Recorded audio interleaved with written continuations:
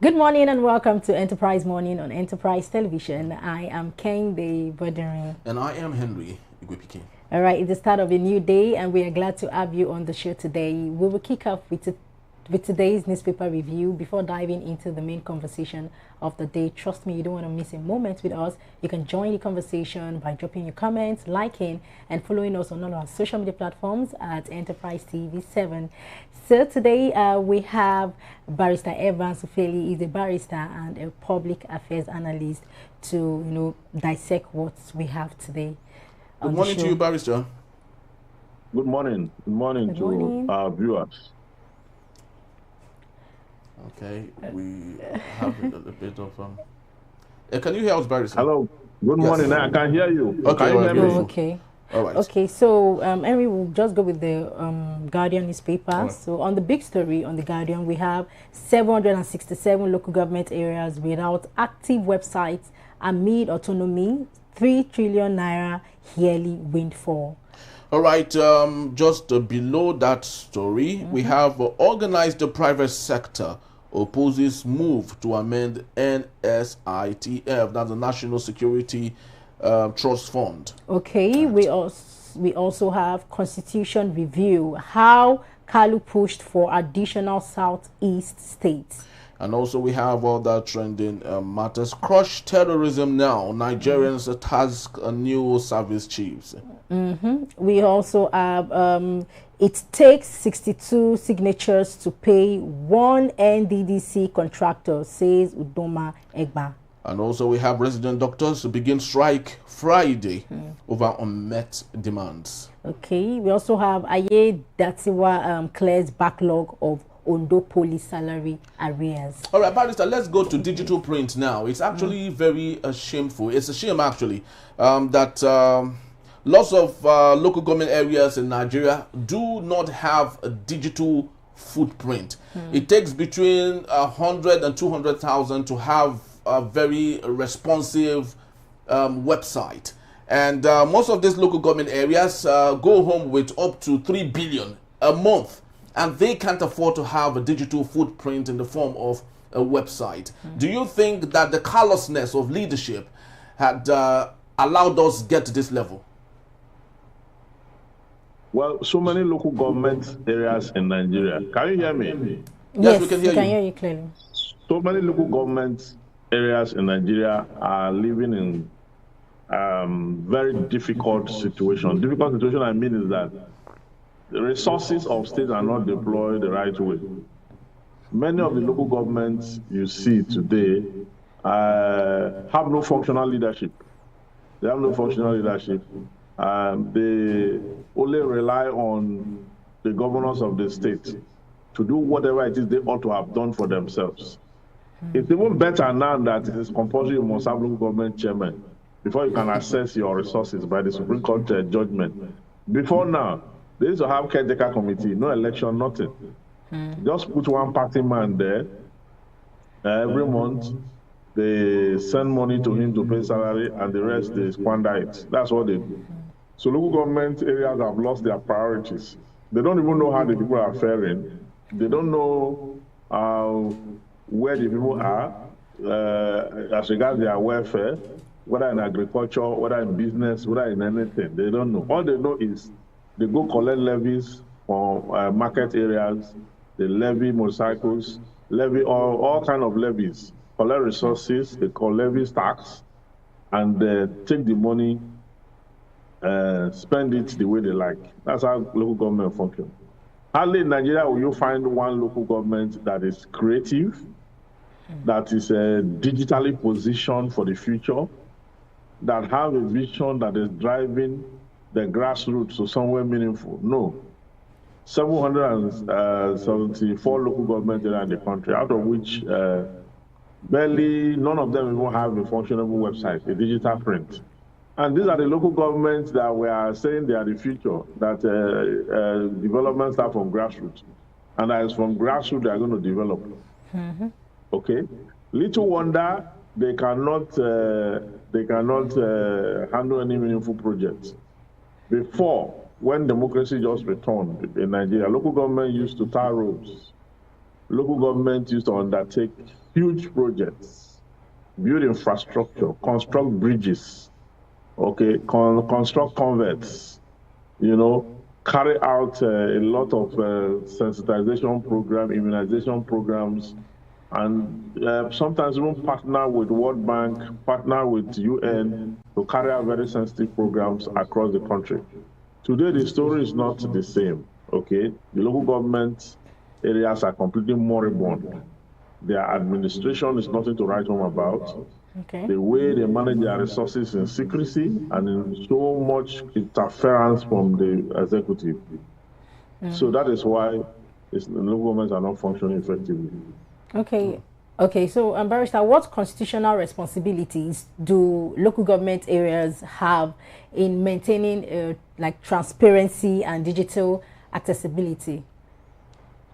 Yeah, well, the Constitution itself in Section 7, okay, gave the local government some level of autonomy. When you look at the construct of the 3 tiers of government, the local government authority is supposed to function like a full-fledged government. Okay, the chairman of the local government acting as the executive on that reference. Okay, but what you have today, okay, is nothing to write home about.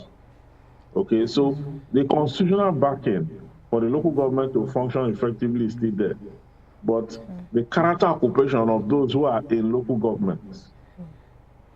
Hello, can you hear me? Yeah, we can hear you, sir. You can hear you. The character occupation of those who are in local government is what they are found wanting in that area. We have not seen a purpose-driven local government visionary project. Okay, constitutionally backed to enforce the dividend of democracy. That we've not seen it. We've not seen that in local government areas. In my local government, the local government chairman, for example, I don't even know whether he can use computer. That's the chairman himself. So these are the kind of characters I want to bring development to grassroots. Very funny. I don't think we know what we are doing. Right. Okay, then let's move on to that was actually very hilarious, actually. Yes, it was. And it doesn't just serve; it goes across board because we have lots of characters occupying such positions. So what we have right now in Nigeria is coronation, not allowing for a democratic process for the best of the best. But let's get to the Punch newspaper and the big story under Buhari Tinubu, 500 generals forced out despite a rising insurgency. Okay, still we still have economic recovery has begun, says Edun. And Delta deploys the Airbus A33 on Nigerian route. Oh, very well. We have CBN pumps $1.25 billion into fuel imports, others in 3 months. All right, Soludo's 1 million naira a promise for voters to curb apathy, and that's ABGA. Yeah. Barrister, I'd love us to go to Anambra for a bit. Gubernatorial election is coming up for November 8th, and there's general apathy. Anambra people are no longer interested in going out to cast their votes, which is, of course, their civic responsibility. And to checkmate that, Professor Chukwuma Soludo is doing like a lottery. All right, come vote and win 1 million naira. Of course, it's not everyone that would get the money. Just they have to do a lucky dip or whatever. But do you think that is constitutionally okay for us to make a civic responsibility look like it's bet? It's not constitutionally okay. Our civic responsibility we are supposed to exercise by free will. And civic responsibility should not be converted into gambling. What Soludo is doing is to encourage a new kind of criminality, that people will have to win something before they can donate their allegiance to whoever it is they want to lead them. I don't think that is fine. I find it very rather disappointing that Soludo is promoting such kind of criminality. It is criminality. And he's doing that because he has immunity under the law. He should know that the immunity expires. And when he will give account, because that's nonsense. That's nonsense. People will come out to vote if they see that governance is contributing positively to their lives. when it is not contributing positively to their lives, they will be disenchanted, and that's what exactly is going on. For the past 4 years he has been governor. What has it done to inspire the people to want to come out to vote, even if not for him, for another person? What has it done exactly to improve the status of democracy in Anambra State that will confer the people the zeal, okay, or the enthusiasm to want to come out again to vote? To what end should they come out to vote? The last one that they denoted their allegiance to him. What did he do with the allegiance that now he has to conduct a raffle draw, or he has to now put up a gambling scheme to be able to get people to come and vote? I think some of these elites are messing up with the whole psyche of the Nigerian populace. This kind of democracy now, what is it called under the law? I've not seen it before. What is it called? What is it introducing into our democratic system? And Anambra is very sensitive to that matter. What exactly is it saying? You come out to vote, you win money. You are mixing politics with kalo. So what you get is the dirty result. You mix politics with it, you get dirty result. That's it. It cannot sustain this thing it's trying to do. And I think it should be called to order. Very well. Yeah. Okay, so what alternative for or non-monetary method can inspire electoral participation? What other things can we do to inspire citizens to come out aside attaching money for it? Campaigns, yes. For it. You understand? Campaign, that they should go about and campaign, and they have lifted the ban for campaign for that state. You understand? They should go and they should campaign on issues. They should campaign on principles, because what the two of them are doing, the two major contestants, is one is saying the other one have a fake result and fake this and fake that. Why the other one is accusing this one of causing insecurity in this? So they are not even campaigning on issues. They are not campaigning on principle. They are witch hunting one another. They are defaming one another. They are fighting practically, and that is why, because there is nothing to campaign with. There's no principle laid down to campaign. That's why they are opting for kalo.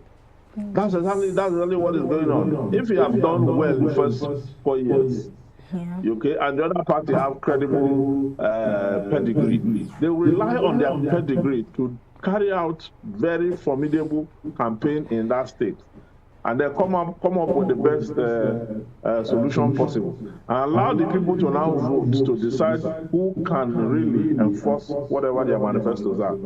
Okay?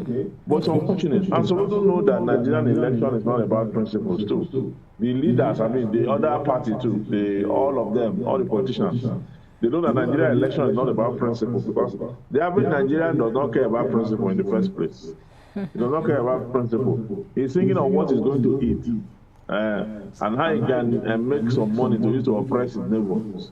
That's exactly what he's thinking. So it's not just about the politicians. These politicians have studied our lifestyle. They now know that Nigeria is a place of survival of the fittest. All you need to do is to gather small money.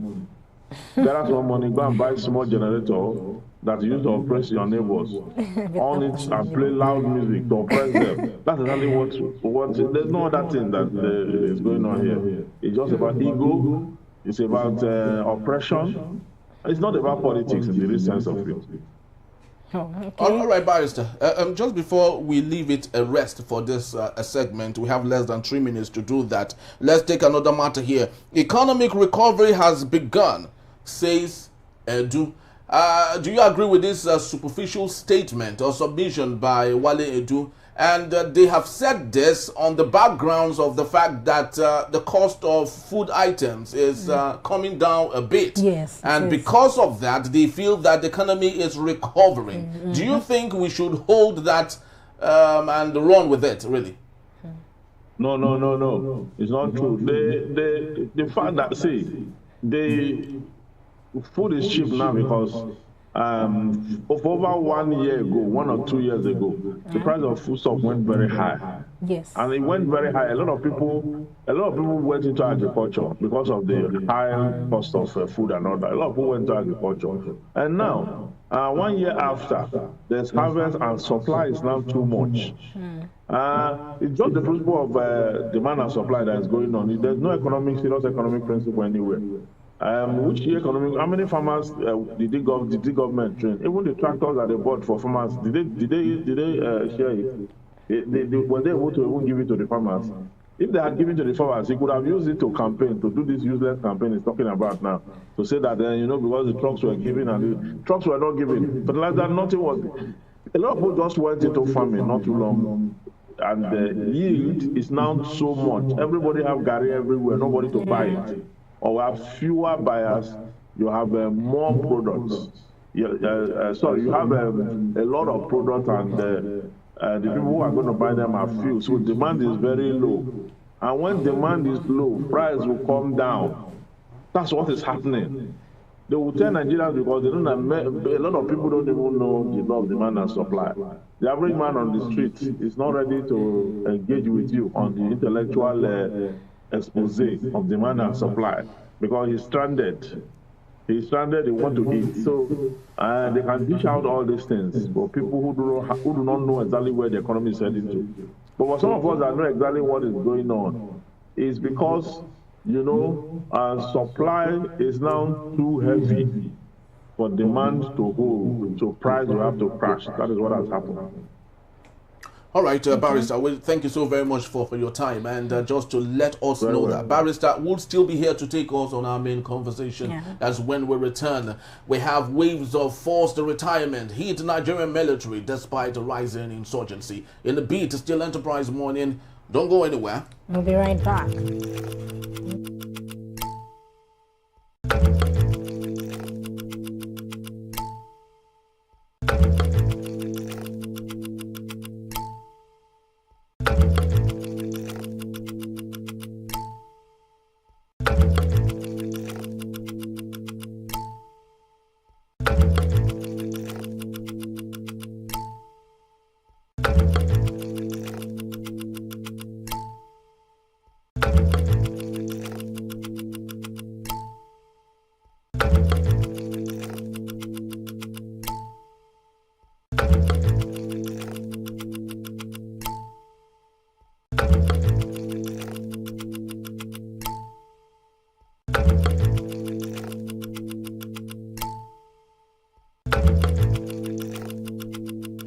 Anticipated book titled Citizen Jones Selected Prologues is finally here. This explosive new book takes you on a journey through the finest writing of the ace journalist and broadcaster that will leave you inspired and informed. Citizen Jones Selected Prologues of Volume 1 now available. Get your copy now. For details, contact 0706 9637 935 or send an email to enterprisetv@gmail.com. Citizen Jones Selected Prologues, a classical compendium of compelling arguments. The highly anticipated book titled Citizen Jones Selected Prologues is finally here. This explosive new book takes you on a journey through the finest writing of the ace journalist and broadcaster.